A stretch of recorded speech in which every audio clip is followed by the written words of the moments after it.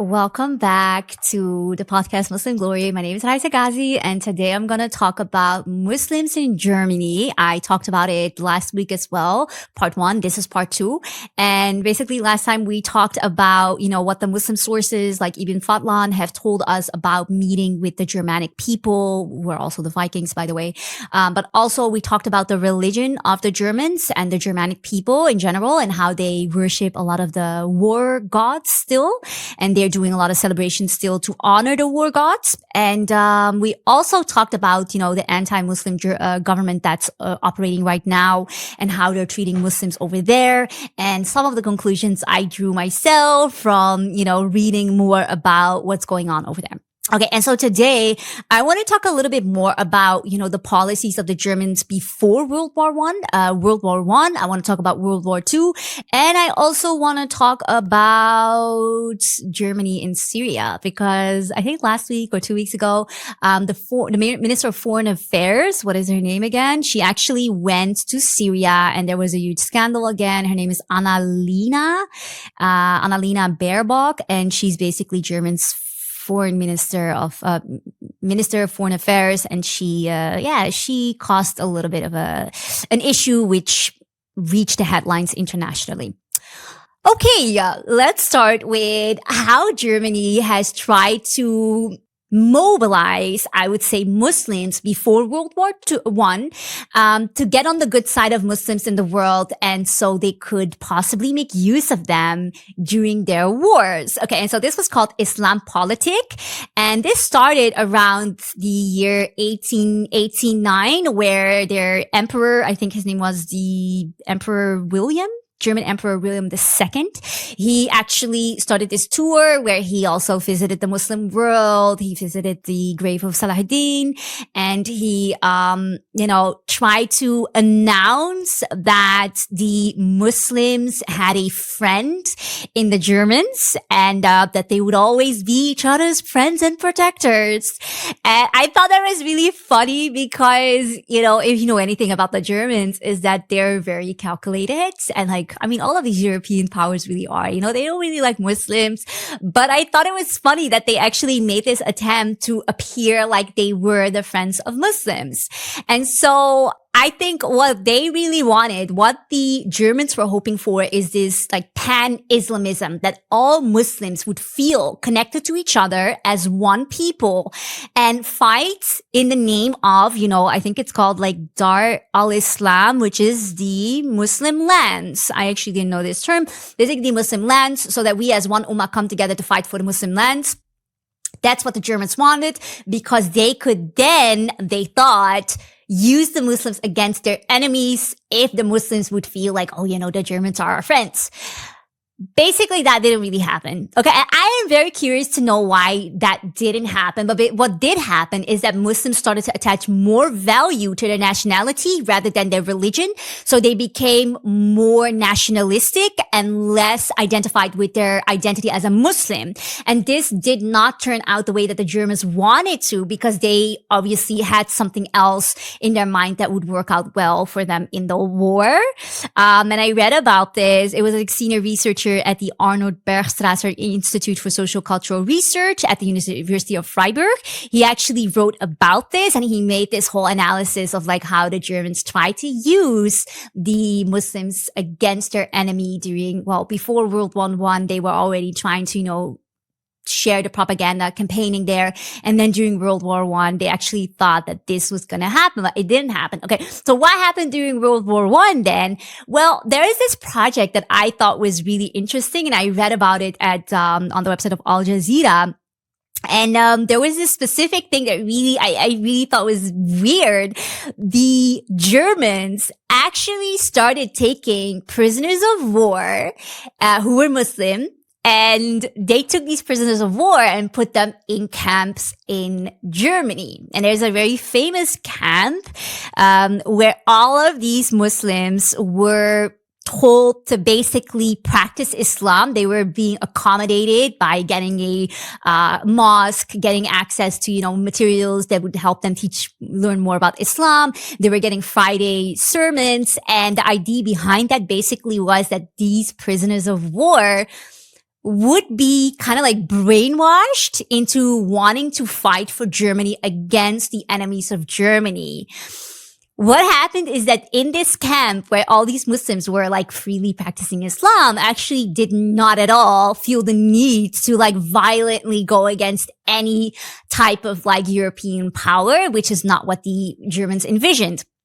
And so what they did was they tried to use the Friday sermons to radicalize the Muslims. So during these Friday sermons, they would try to plant seeds in their heads saying, that all these Western powers were the enemies of Muslims.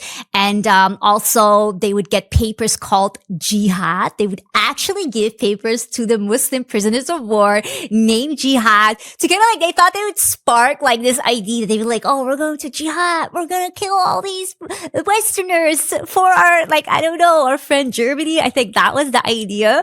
But basically that never happened. Like they literally tried to like also remind them of Islamic civilizations, and they thought that would inspire them to become like extremists. I don't even understand, because like, if you know anything about Islam, like it really isn't about violence. Like I don't know how many times Muslims have to explain this, but like the more you believe in Islam, the more you are actually taught to have very good manners. You are taught to have like a very, a nature that's very graceful, that's very kind, that's very peaceful. And that's not what they thought, I guess, Muslims would do. But basically the whole project failed. This thing kind of like made me think, because I was like, they actually think really badly and poorly of Muslims. Like this was something they put a lot of money into it, obviously, and they thought it was going to be a success. But in their head, they thought like, oh, it won't be hard to like radicalize these Muslims, but it was very hard. And it does remind me of one thing though. And, I think everyone in this world should know this. Like there is a TEDx talk. No, not a TEDx talk. There is a TED talk by this American journalist. His name is Trevor Ahrens. And he basically researched where all these extremist Muslims in the US come from. And he was allowed to give a TED talk about it. And I just want to tell you one thing, like giving a TED talk is not easy. Okay. Like I've been invited to do a TEDx talk in Amsterdam, and basically they try to monitor every word you say. They try to make sure that every script you write has like nothing in there which preaches against America or which, would make Muslims look like victims or they're being treated wrong. Like that's my experience. Like when I was doing my TEDx talk, it was told to me specifically, you cannot deviate from the script. Everything you say is going to be monitored. And if you say something wrong where you're going to promote the Middle East, whatever, like you're going to have a problem, basically. And so I was really surprised that this TED talk, which is like the higher version of TEDx, the TED talk, got released because this journalist actually said that what all of these agencies in the US do is they target Muslims with mental health issues, brainwash them into doing an attack. They actually do that. Like these agencies, they actually try to mobilize Muslims who are mentally unwell and then give them all these resources and brainwash them so that these people actually go out and perform an attack so that the government of the US can be like, oh, see, they're dangerous. See, this is why we need to invade the Middle East. See, this is why we have to fight Islam. And if you want to watch it, I mean, I would definitely advise you to watch it. It's called How This FBI Strategy is Actually Creating Us-Based Terrorists. And he found that most of the work of these agencies is actually to cause these type of false flag missions, and they cost a lot of money to the government, obviously. And it's all done just to frame Muslims, to scapegoat them. And so this whole thing that the Germans did, obviously during World War II or World War I, it really reminded me of the US doing a similar thing. And I was surprised that it was such common knowledge and that TED actually did a talk about it. Like that to me was really surprising. Okay. what did I want to tell you more? I mean, Germany, they're known for pretty disgraceful things, okay? Like, well, first let me just go to Germany World War II. I mean, I feel like I don't really have to talk about it, but everybody knows the Germans, they really went to town during the World War II. The University of Hawaii actually provided some good numbers on who they actually took out. And I don't know if you know it, but it surprised me when I learned it, at least. And so basically, Jewish people were not the main group of people who were being taken out. Okay. The number one group of people they took out were apparently the Soviets, because the Soviets, about 10 million of them got unalived, whereas with the Jews, it was only half of that. Almost half of that. Yeah. So they took out more Soviets than they actually did Jews. They also took out a lot of gypsies. They also took out, handicapped Germans. And they also took out a lot of, Germans themselves, so anyone who kind of went against the government was actually being unalived. In total, they annihilated about almost 21 million people. And so the Jews were not even the biggest part of that. Okay. Half of them were actually Soviets and only a quarter of them were the Jews. So it wasn't necessarily, an attack against the Jews, but it has been framed like that. And I think what's interesting is that Joe Rogan, very recently, he's the biggest podcaster in the world, obviously. He showed a clip of a speech by Hitler, and he actually showed that with AI, you can translate these speeches by political figures from the past. And in this speech, you can tell that, Hitler wasn't actually propagating against Jews. He was talking about how there should be no foreign interference in the government, and that they should take out people who do that, who are interfering with German politics. That's the thing he was mostly upset about. I thought that was really interesting. And so just to go back to World War II, I think Muslims have a really beautiful reputation for the most part. Albania hit them on a massive scale. They saved many Jews, which is a Muslim country, from actually being deported. Morocco, the Moroccan Sultan, I actually talked about this in my first podcast. He granted them safety as well. The French Muslims hit the Jews in the Grand Mosque of Paris during the World War II. And there's very specific stories about, for example, the Jerusalem Mufti, who did not support the Jews. That's one thing I did find.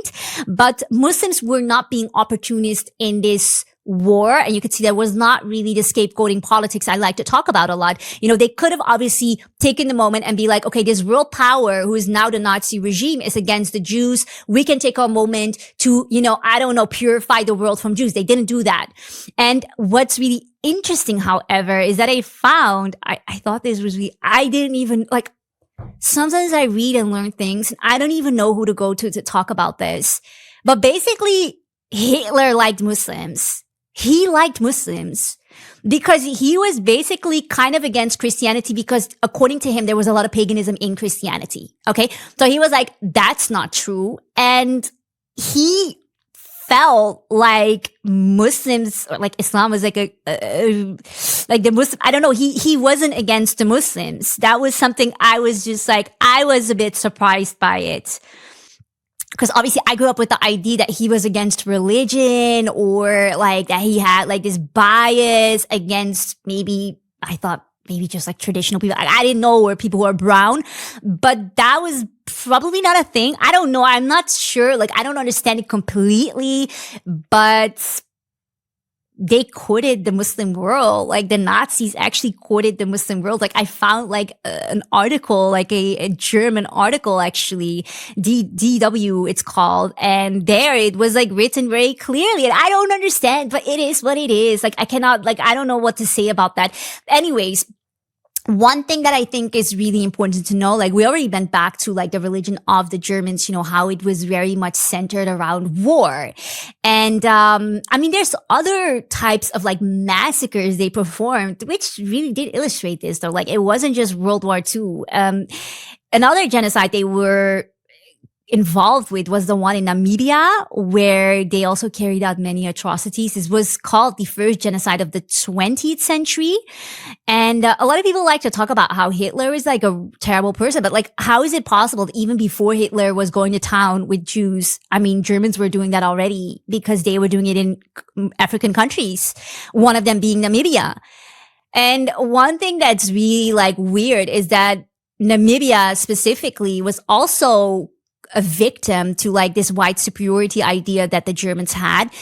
They specifically thought that the Namibians were worth less intellectual, and it was allowed to kind of like take them out, I guess, because they thought they were less intelligent. And I mean, one thing that illustrates that really well is that even until this day, the Germans have a lot of the skulls of Namibians. They have them on display in their museums. Like, I don't know why you would be proud of that, but they were actually also measuring during that time whether the Namibians were actually not smart or something, because they were obviously obsessed with that idea. They were doing World War II as well. And, you know, people always like to talk about, like, I get this sometimes during my workshops, you know, or like my keynotes, where I obviously talk very openly about being Muslim and like Islam being a beautiful religion. And then people always want to be like, they want to be so like passive aggressive, you know, and they'll be like, I just want to say something. I just want to say that I think people don't need rules to behave well. Like, people always want to make that point, and then they want to imply that we Muslims need rules because otherwise we will act like animals. But I'm like, look at yourself though. Look at your history though. Were you not behaving like an animal? You were behaving like an animal. I'm like, if you had rules that told you that white people are not better than black people are not better than white people, maybe you wouldn't have done all these despicable things.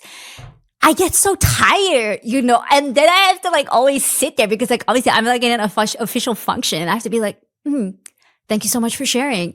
And, you know, I cannot really say what I want to say, but I want to say to them, look, your country has rules too. You have rules. Okay, you don't have rules on how to prevent addiction. You don't have rules about how to prevent materialism. You don't have rules about how women shouldn't sexualize their bodies. But you have rules where you pay 50% of your taxes, otherwise you'll go to jail. You have those rules, and you bet your government will enforce them, though. It's freedom in everything until you don't pay the government.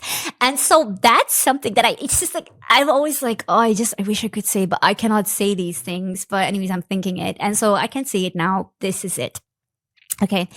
Anyways, Germany has not apologized yet for what they did in Namibia. They've also not returned these skulls. It's like 2,000 skulls. They kept them like for what? A souvenir of how you behave like an animal?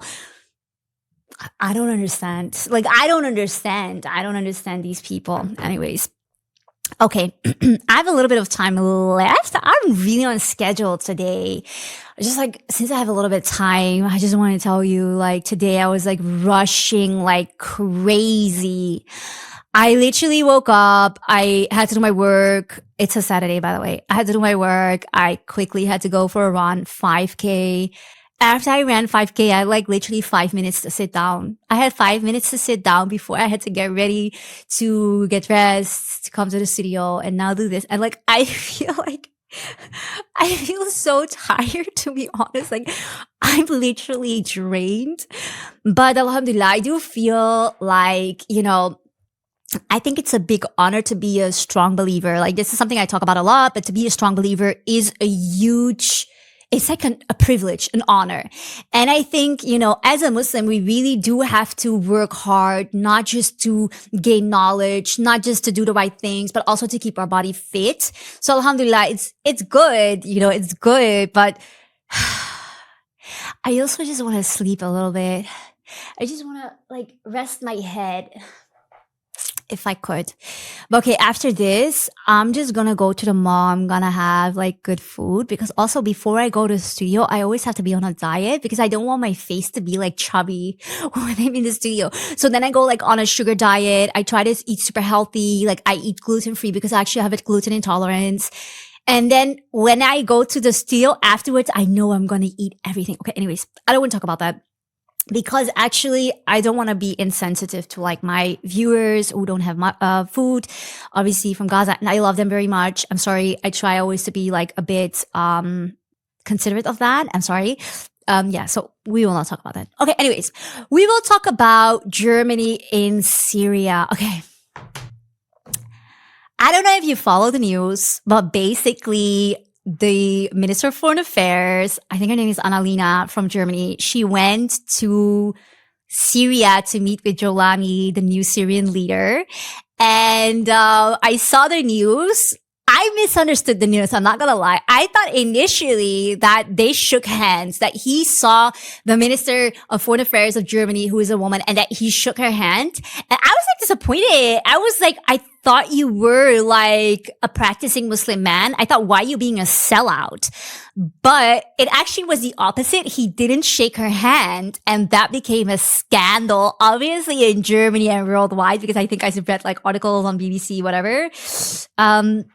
Basically, the Daily Mail, he didn't want to shake her hand. And I feel like, as a German woman, like she's been waiting all her life for a moment like this. Like Annalena has been dreaming for the moment that she would come, obviously dressed like a peasant, like in her cowboy boots and skinny jeans, like she's going to get groceries. She went there to a meeting with like an official leader of a country, not following protocol on how to dress, how to behave, nothing. She went there, pretended like she didn't know about these rules. He didn't shake her hand. And then it was like, oh, how disgraceful that he didn't want to touch her. I'm like, this man doesn't want to touch you. He only wants to touch his wife. He only wants to touch his mom. Like, that is his right. But like Germany being like the oppressive country that it is, like they wanted to force this woman onto him. I feel like this is literally everything that's wrong with these countries, because like, Germany, I feel like as a country, they have bigger issues to worry about. Okay. Because like in the same week where Jolani didn't want to touch Annalena, they found like a WhatsApp group in Germany where like 70,000 German men were exchanging tips on how to sexually assault their daughters, wives, and sisters. Okay. I feel like when you have this level of demoralization going on in your country, why are you worried? Why are you worried about this Syrian man not wanting to touch you? Like, go there, take notes. Like, go there and find out, like, how it's possible that these men are not trying to touch you. Like, that's what she should have been doing. I'm tired. Like, I'm tired of this. Another thing that I think is also very like iconic for German society is like they have this holiday which literally took place like a month ago. It's called Class Om, which is this like holiday where men dressed in like, I don't know, they have like goat horns or like some type of horns, cow horns on their heads. And they go around in the city to slap women on their behinds. Like they literally just sexually assault women in public. I don't understand. Like, why? Like, why are you concerned with a man who literally is like, let me keep my hands to myself when you come from a country that's dealing with serious issues? It's funny because like I was actually rehearsing my lines while I was coming here with my driver. And my driver, I was like telling him all the good deeds, like all the details. I was like telling him all the juicy details. And he was literally like, this is so spicy. And I was like, yeah, it is. And then he was like, but did you hear about what happened in Dubai? And I was like, yeah, of course I heard. Because basically here in Dubai, very recently, a woman, I think she was British, she actually started recording niqabi, like a woman who covers her face, and they were mocking her. So two British women, they were at dinner and they were mocking a couple of which the woman wore a niqab and she covered her face. I was like, this is everything that's wrong with the Western world. These women are literally taught that showing your body is a form of freedom. And then when a woman does not want to show her body, they are going through like, I don't know, like some type of like episode with Stockholm syndrome. And like, they're like mega confused. Like, why isn't this woman using her body to get attention? Because that's literally how I was raised, that you use your body to get attention. That's what these British women are thinking. And they were literally mocking her and they got arrested. The UAE police arrested them because you're not allowed to obviously film women, people. You're not allowed to just film people against their will. Like privacy is a huge thing in the Middle East. And that's something that I find very beautiful about the Middle East. Like the society is all about social cohesion. Okay. So one thing is, obviously, people are behaving very modestly. They're talking very modestly. They're dressing very modestly. And that is something that's so foreign. Like that concept is so foreign to Brits or Europeans that all they can do is mock them.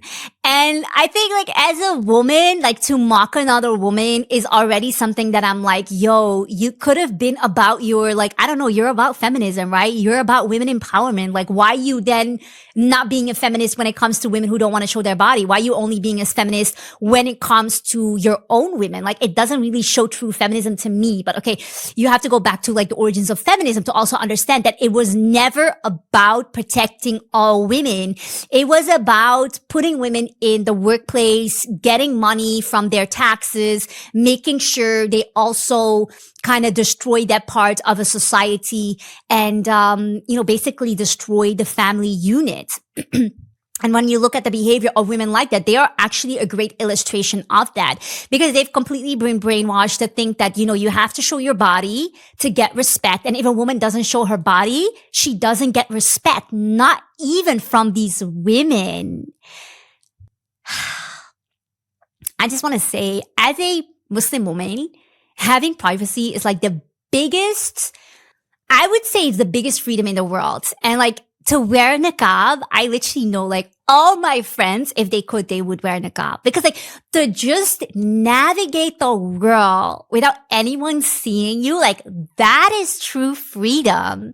And it's so weird because I don't understand why like the women who like in the West, they're like fighting to show their body. It's like for what? You're not even comfortable. Have you ever worn a niqab? Like, do you know how comfortable it is? I once got a niqab from like my friend. She literally owns like 200 coffee shops in Malaysia. Okay, she wears niqab. And she gave me matching niqabs like her. And like when I wore it, I literally felt like VIP, okay? I felt like nobody can see me. I can see everyone. It's like you are on a different level in society. And then to be in a Muslim country where people will actually give you respect, like it is unmatched. It is unmatched, but they will never know because they are really letting themselves be brainwashed. And I think that's the biggest issue we have in the West. You really need to break free from the brainwashing and the oppression as a woman. That's all I can say about it. Oh, it went off because I have to pray. I have 2 more minutes. And I have 15 minutes before I can pray, actually. Okay, so finally, what do I want to say to you? I mean, there's so many things I think are very exciting. So one thing I think very exciting is obviously these like, how do I say it? Like the dynamic between men and women is something that really is on my mind these days because I think we're having serious issues with the gender roles in our society. And yesterday I was having a conversation with my friend who's a psychologist, and she told me to read this book about that also talks about how men purposely are being kept weak in our society. And when I was researching Germany, I actually found that as well, that the women are becoming more strong than the men. But worldwide, this is becoming a phenomenon. Women are more educated. Women are more successful in their careers. And now they're also physically becoming more strong. Like, I cannot believe it. But basically, she talked about how that's done on purpose to empower women as well, so that eventually, it's very hard for men and women to connect with each other. And that's something, it's really concerning me because I think, in the Muslim world, we really need to go back to our religion and look at what is being told to us there about how we should behave. Because I think that's the only protection we're going to have from all these agendas, which are not there to help us. They're there to apparently destroy us. Because like this guy who wrote this book about how men are being kept weak, he's actually a psychologist in, I think, the US or in Toronto. And basically, I'm going to read the book still. He has researched this. He has seen, of course, thousands of cases where he can confirm like this is actually becoming an issue. And I thought it was weird because he's not getting a lot of exposure on this topic, but he should. And so another issue that's also really on my mind lately is like how, this is completely different, by the way. I'm just like ranting a little bit because these things are on my mind, but basically leadership in Islam. Because like, I don't know if you know, but like I'm actually a lecturer. I used to be a lecturer. I quit that. I used to be, I would say, public speak on leadership. I'm also slowly getting out of that because I do feel like the leadership that we're teaching people and being taught is not necessarily good for our societies. And why do I say that? Because if you learn more about Islamic leadership, it's completely different than everything we know today about leadership. It's about servant leadership is a concept that is somewhat known in the West, but another concept is, the accountability that leaders take. In Islam, that's huge. As a leader, if you make mistakes, there's going to be huge punishments for that.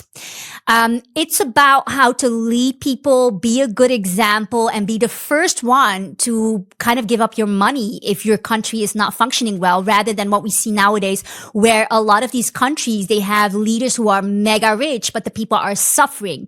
And I think that's the difference between Islamic leadership and Western leadership, which also explains why we have completely different rules in Islam, because our perception of leadership is completely different than the Western perception of leadership. That's how I see it. And like, I'm going to give you a small example. Actually, I have to stop. It's like for women, for example, if you're a woman and you have to give an account, a witness account, you actually have to have two women who do that, and one man could do it as well. But like two women are the equivalent of one man giving a witness statement. And, in the West, they always try to use this against women, Muslim women. I get it on my social media all the time where they're like, oh, you're not even worth half a man. But that's because in the West, oftentimes they're measuring leadership as a type of like pride and something that's very positively. Well, actually in the Muslim world, that's not the way it is. Like Muslims actually have to fear leadership, being a leader, because that means that the consequences of your mistakes are going to be huge. And so even as a witness, when you as a witness make a mistake, there's going to be a huge punishment for that. Like it's one of the biggest sins, even Islam, is to lie when you have to give a witness statement. And I think the rahmah, the mercy of Allah on us women, it is even illustrated in this part of our religion where, a woman will have another woman to, do this together, whereas a man, he on his own is judged, and if he's wrong, like he's gonna have a problem. Whereas two women, you can consult each other, you can talk about it, you can make sure that you're saying the right thing so that you do not commit that mistake, and so that you do not get punished when you do make a mistake. And I always even when Muslims, sometimes they tell me how am I supposed to respond when people say that about Muslim women? I'm like, you have to tell them how much Allah loves us, that He wouldn't put us in a position where we actually have to do something where there's gonna be huge consequences if we make a mistake. He doesn't do that to us. Maybe He does it to men, but He would never do it to women. I think that's the type of love we need to have for Allah and the understanding we need to have of our religion to also defend ourselves. Sometimes even to Muslim men who will, talk down on women. But, Islam came to elevate the position of women. It's completely pre-Islamic and it's completely un-Islamic to actually treat women very poorly. Islam really came to instruct the people that they have to treat us well. And I think it shows in the way that in our societies, we don't have to show our body to get respect. We will get the respect by being born, by being a wife, by being a daughter, by being a mom. And I think, that is the biggest respect you can give a woman. Alhamdulillah. And so anyways, I'm thinking about maybe doing a podcast about it. I don't know. But anyways, give me some feedback, write some comments, subscribe. If you want to become a public speaker like me, make sure you get the 200-step plan so you can become a public speaker or content creator, inshallah. And thank you for coming today. I had a lot of fun doing this. I was really excited. I cannot wait to now, my hijab is a little bit tight. Sometimes people say to me on Instagram when they want to insult me, they're like, is her scarf on too tight? Because maybe she's not getting a lot of oxygen. I feel like today it's a little bit tight. I feel like I wasn't getting enough oxygen, to be honest. Anyways, it is what it is. Thank you so much for coming. I'll see you again, inshallah, next week.